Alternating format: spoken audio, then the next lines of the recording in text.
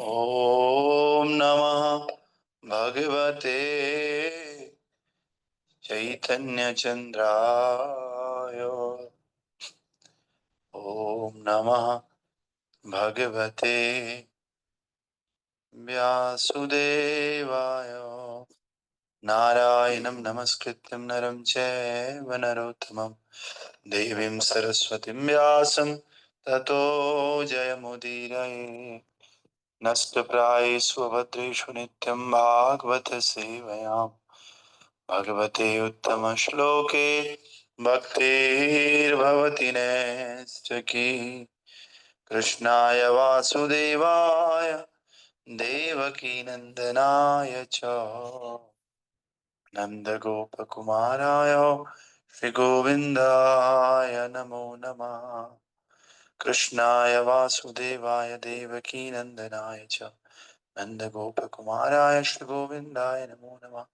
मूकं करोति वाचालं पङ्गुं लङ्घयते गिरिं यत्कृपां तम् अहं वन्दे श्रीगुरो दीनतारिणं। श्रीपरमानन्दमाधवं श्रीकृष्णचैतन्य ईश्वरं गुरुवे गौरचन्द्राय राधिकाय तदालये कृष्णाय कृष्णभक्ताय तद्भक्ताय नमो नमः। नमो विष्णुपादाय कृष्णपृष्ठाय भूतले श्रीमते भक्तिवेदांत गोस्वामिने इति नामिने। नमस्ते सरस्वते देवे गौरवाणी प्रचारिणे निर्विशेष शून्यवादी पाश्चात्य देशतारिणे। जय श्री कृष्ण चैतन्य प्रभु नित्यानंद श्री अद्वैत गदाधर शिवासादि गौर भक्त वृंदा। हरे कृष्णा कृष्णा कृष्णा हरे हरे, हरे राम राम राम हरे हरे। नमो पंकजनाभाय नमो पंकजलालिने नमः पंकजनेत्राय नमस्ते पंकजांग्रये। ग्रंथराज भागवत महापुराण की जय। श्रील प्रभुपाद गुरु महाराज की जय। अनंत कोटि वैष्णव वृंद की जय। नामाचार्य श्रील हरिदास ठाकुर की जय। श्री श्री जगन्नाथ बलदेव सुभद्रा चक्र सुदर्शन की जय। गौर निताय की जय। श्री लड्डू गोपाल की जय। श्री जगन नरसिंह देव प्रहलाद महाराज की जय। ताई गौर प्रेमानंद। आप सभी भक्तों का स्वागत है। आज श्रीमद् भागवतम का दूसरा स्कंद, इसका दूसरा अध्याय और इसका श्लोक संख्या 26 हम लोग पढ़ रहे हैं जिस प्रकार से।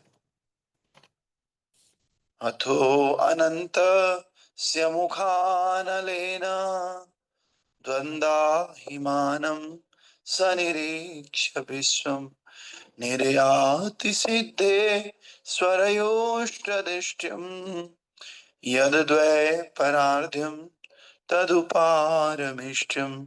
अथो अनन्तस्य मुखानलेन दन्दाहिमानं सनिरीक्ष्य विश्वं निर्याति सिद्धेश्वरयुष्टदिष्ट्यम् यद्द्वैपारार्ध्यं तदुपारमेष्ठ्यम्। हरे कृष्ण। हरे कृष्ण प्रभु जी। अथो अनंत स्मुखामलेन ददा दना दंदा दन तनादा अमानां सनिरेक्ष्य विश्वं निराति सिद्धेश्वर्योष्टधिष्यं यद् यद्वै पराध्यां तदुपारमेष्ठ्यम्। हरि बोल। हरे और कृष्ण। कोई भक्त? हरे कृष्ण प्रभु प्रणाम। अथो अनन्तस्य मुखानलेन दन्दायमानं सनिरीक्ष्य विश्वं निर्यति सिद्धेश्वरयोष्टधिष्णं यद्देव पाराधयं परमेष्ठम्। हरि बोल। हरे कृष्ण और कोई? प्रभु। प्रणाम यस प्रभु जी। माता। अथो अनन्तस्य मुखानलेन गन्धहिमानस निरीक्ष्य विश्वं। निर्याति सिद्धेश्वरयुष्टधिष्णं यतद्विपरत्य तदुपारमेशम्। हरे कृष्ण बोलो। यस माता जी। ओके, तो यस माता जी। ओके, तो कल हमने देखा कि योगी आकाश गंगा के ऊपर से होकर के गुजरता है और सबसे पहले वो अग्निदेव के ग्रह पर जाता है और शुद्ध होकर के वो भगवान से तादात्म्य के लिए उससे भी ऊपर शिशुमार चक्र की तरफ जाता है। शिशुमार चक्र का वर्णन कल किया था। ये पूरे ब्रह्मांड के एक्सिस की तरह है। एक्सिस होता है जिससे सब लोग घूमते हैं, धुरी, और ये भगवान विष्णु की नाभि कहलाता है शिशुमार चक्र। और केवल योगी जन ही इस शिशुमार चक्र को पार कर पाते हैं और शिशुमार चक्र करने के बाद ये लोग महर लोक को प्राप्त होते हैं। तो आज का श्लोक इस प्रकार से है। संपूर्ण ब्रह्मांड के अंतिम संहार के समय, यानी कि ब्रह्मा के जीवन के अंत में, अनंत के मुख से ब्रह्मांड के नीचे से अग्नि की ज्वाला फूट निकलती है। योगी ब्रह्मांड के समस्त लोगों को भस्म होकर राख होते हुए देखता है और वह शुद्ध आत्माओं द्वारा प्रयुक्त होने वाले वायुयोनों द्वारा सत्यलोक के लिए प्रस्थान करता है। सत्यलोक में जीवन की अवधि 2 परार्ध अर्थात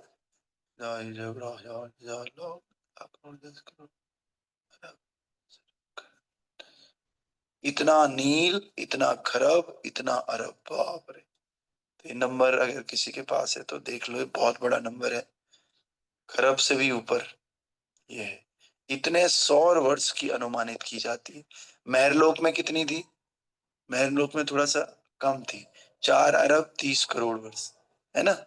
और इसमें है, एक बार फिर से देखने दो।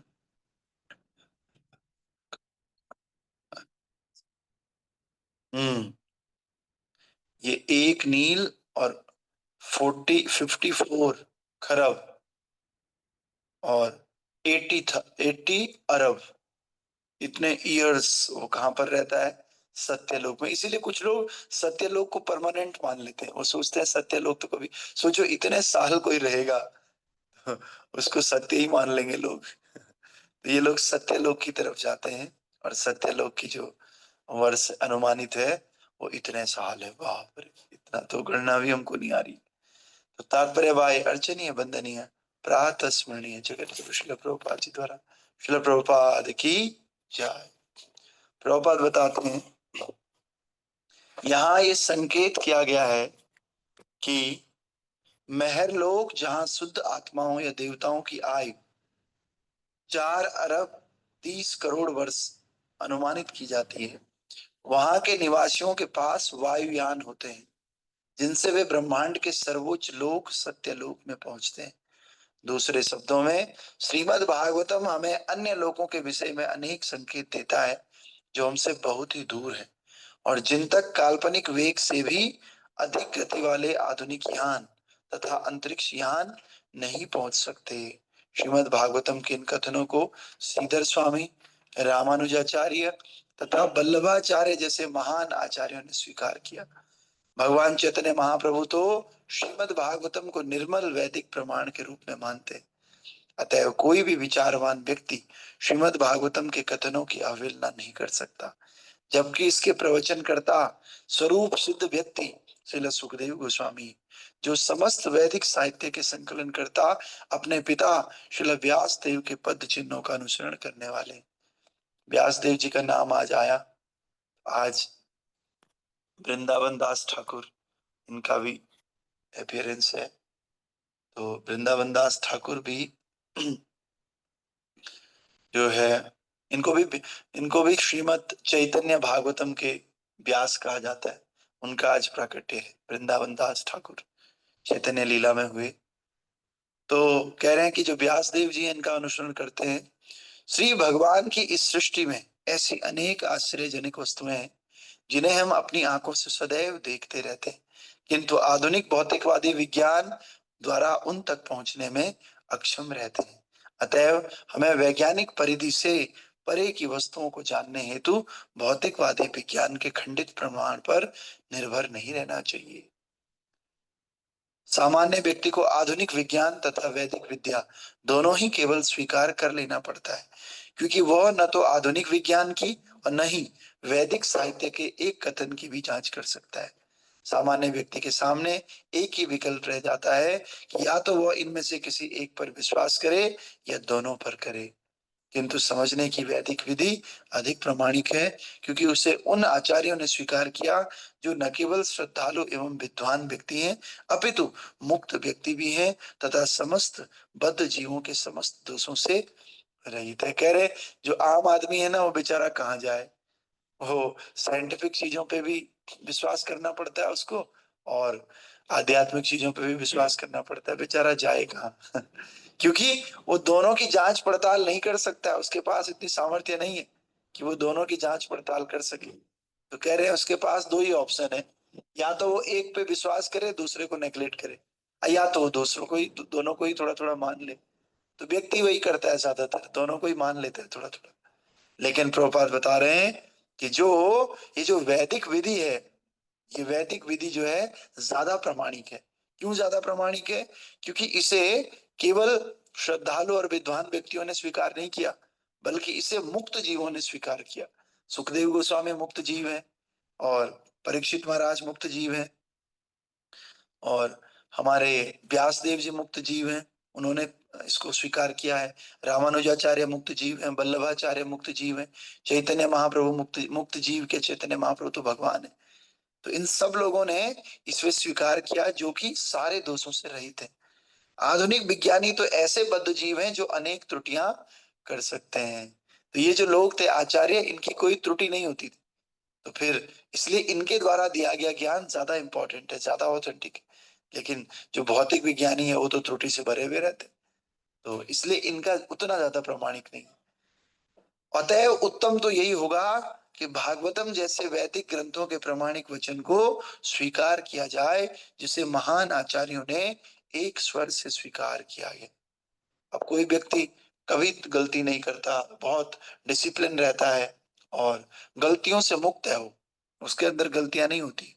और दूसरा व्यक्ति है जो बहुत महान है लेकिन गलतियां भी करता है, तो आपको विश्वास करना हो तो किस पे करोगे?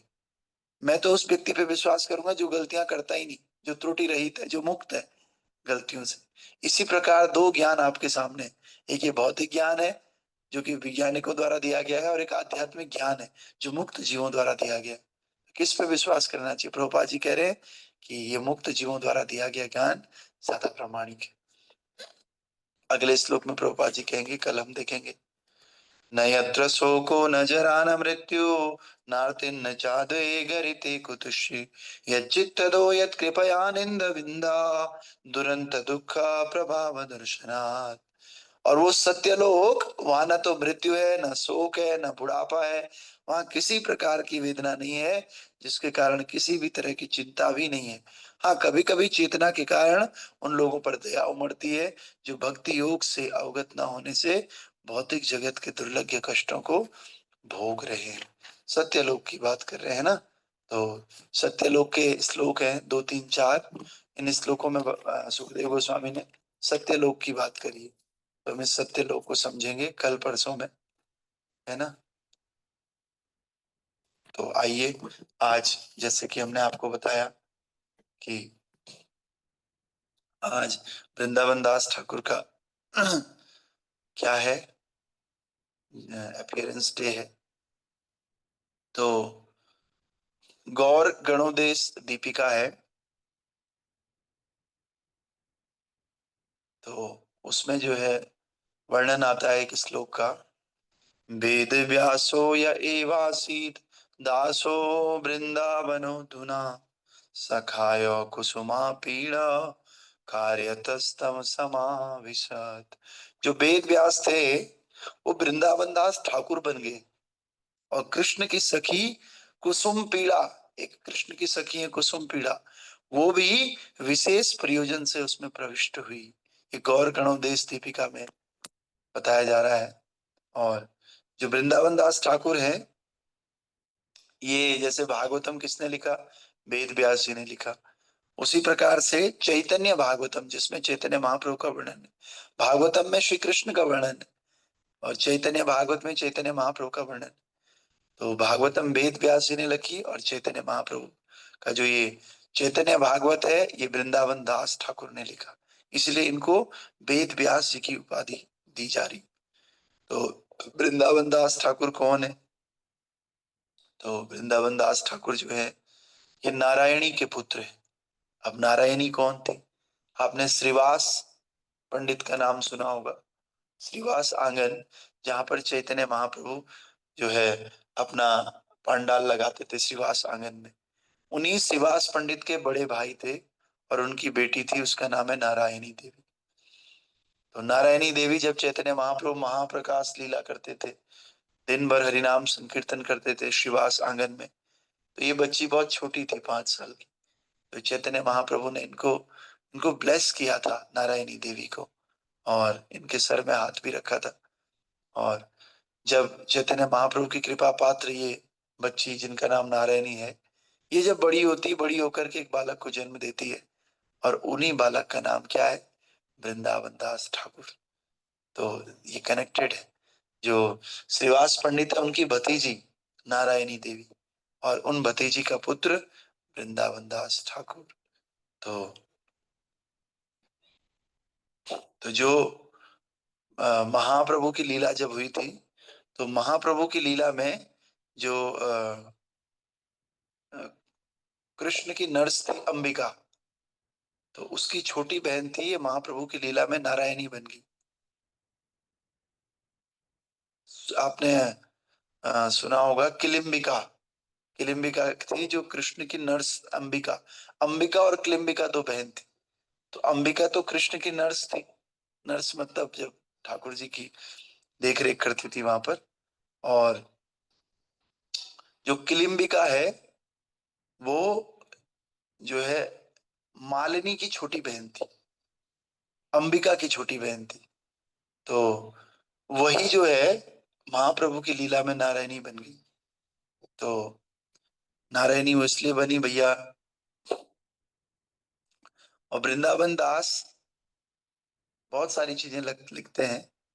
ऐसा कहा जाता है कि नित्यानंद प्रभु के आशीर्वाद के कारण ये जो है वृंदावन दास ठाकुर उनके दीक्षित शिष्य बन गए और ये नित्यानंद के आशीर्वाद के पात्र हैं और ये चैतन्य लीलाओं के मूल व्यास हैं। तो जो कृष्णदास कविराज गोस्वामी हैं, इन्होंने भी चैतन्य चरितामृत में इनकी काफी प्रशंसा की है। उन्होंने लिखा कि चैतन्य चरितामृत के रचयिता जो कृष्णदास कविराज गोस्वामी हैं, वो निम्नलिखित बात लिखते हैं। क्या लिखते हैं? नारायणी के पुत्र वृंदावन दास ने चैतन्य मंगल लिखा, वेद व्यास ने श्रीमद् भागवतम में कृष्ण के जीवन का वर्णन किया और वृंदावन दास चैतन्य इसी चैतन्य लीला के व्यास हैं। तो ये बात कोई हम लोग नहीं कह रहे, ये बात जो है कृष्णदास कविराज गोस्वामी कह रहे हैं। चैतन्य महाप्रभु के बारे में 2 ही ग्रंथ है, एक चैतन्य चरितामृत है और एक चैतन्य भागवत है। चैतन्य चरितामृत लिखा कृष्णदास कविराज गोस्वामी ने और चैतन्य भागवत लिखा वृंदावन दास ठाकुर ने। तो चैतन्य भागवत के बारे में और कृष्णदास कविराज गोस्वामी इनके बारे में कह रहे हैं, क्या कह रहे हैं कि भैया ये तो व्यास देव की के समान है। जैसे व्यास देव ने भागवतम लिखा वैसे इन्होंने चैतन्य भागवतम लिखा। तो बहुत लीलाएं हैं, बहुत पास टाइम्स हैं इनके, किस प्रकार से ये चैतन्य भागवतम लिखते हैं, किस प्रकार से इनका जीवन है। तो इस सब के लिए समय चाहिए, कोशिश करेंगे शाम को ये सब बताने का। तो फिलहाल के लिए श्री श्री वृंदावन दास ठाकुर अपीयरेंस महामहोत्सव की जय। श्री श्री भागवत महापुराण की जय। निताय गौर प्रेमानंदे। हरि हरि बोल।